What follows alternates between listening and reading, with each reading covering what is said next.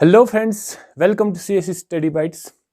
So today we are going to start a new video lecture series on operating systems, and our topic for today will be process management.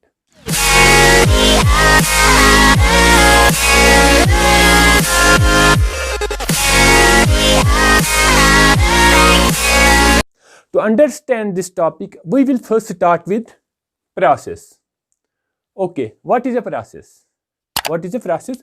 The program under execution is called a process. Any program that is being executed, we call it as process. And we know what is program. What is program? It is set of instructions. So whenever a program is being executed, we call it as process. Now, it should reside in main memory. So our process, it will always reside in main memory. And one more point is, it occupies CPU to execute the instructions. To execute the instructions, our process should be in CPU. So whenever we say what is process, it is a program under execution. So whenever it is being executed, it should be in CPU. Okay. Now there are some attributes that are associated with process. What are these attributes? Let us find. So first attribute is, there is process ID. Here we have process ID, we have process state, we have program counter, there is priority, there are general purpose registers, list of open files, list of open devices, and protection instruction. So we will find what is process ID. What is process ID? It is a unique identification number which is assigned by operating system at the time of process creation. So whenever a new process is created, and the operating system, what it does, it assigns some unique identification number. What we call this identification number is process ID. For example, take one example of a student who is being admitted in some college. So what is the first thing that happens to him? That is, whenever he is admitted in college, so the college assigns him one registration number, one unique number. So just like that, whenever a process is created, what operating system will do is, it will assign a unique identification number to the process. So what we call this unique identification number is, it is process ID. Okay, then we have process state. What is process state? So we will study it in our next lecture. What are different states, different process states? Like we have, whenever a process is created, it is in new state, then it will go to ready state, then we have running state, then we have termination state. So these are some states in which our process will be residing. So we will study that in next lecture. Here, process state, it contains the current state information. It tells us in which state our process is. It contains the current state information of a process where it is residing. Okay. Then we have program counter. What is program counter? Program counter, you may have heard it in computer architecture. There it is like a computer, this program counter, what it is a register. What it does is, it contains the address of next instruction to be executed. So this program counter register, what it holds is, it holds the address of next instruction that is being executed, or we can say it holds the address of instruction that we are going to execute. So whenever we have to execute any this instruction, we will first check program counter. Where in program counter, what is there? There is the address of the next instruction that is to be executed. Then we have priority. What is priority?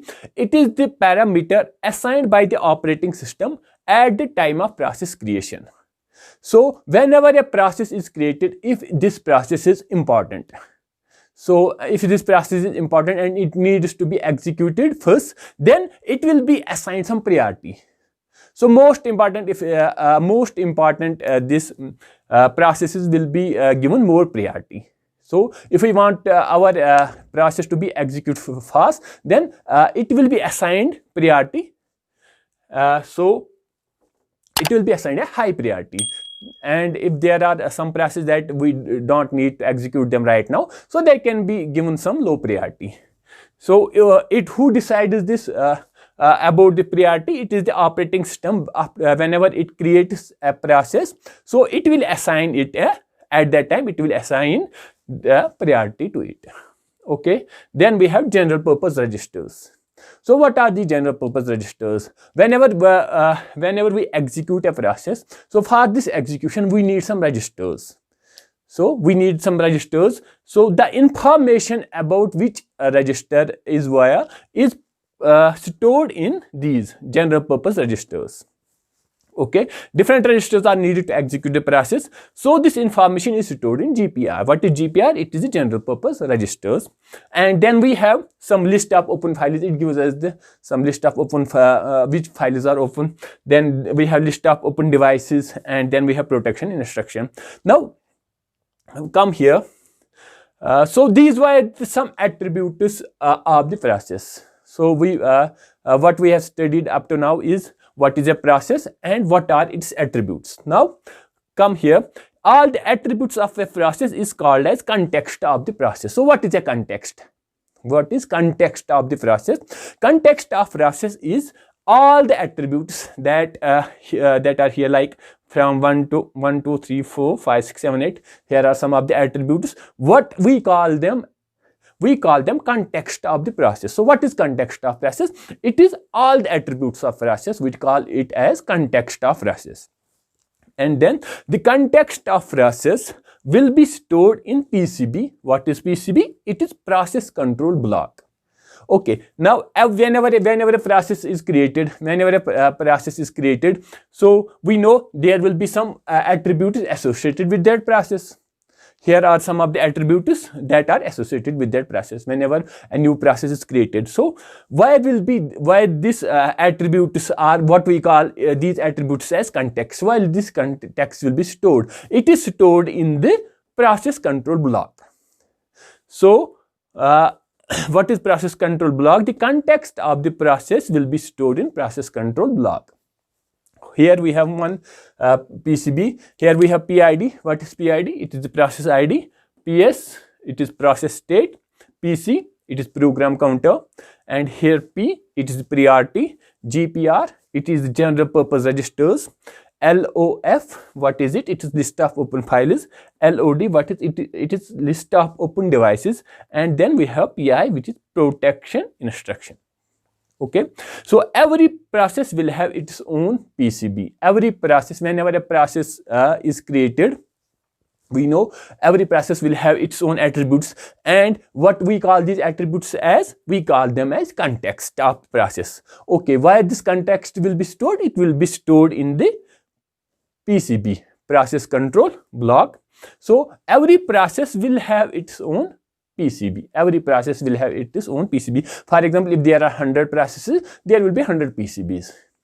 Okay, all the PCBs of the processes will be stored in the main memory. So where these process control blocks will be stored? If our if our process is resides in the main memory, then its process control block will also be in the main memory. So here is the point. All the PCBs of the processes will be stored in the main memory. So these were some basic points about the process. What is a process, and what are various attributes associated with the process, and what is context, and what is PCB.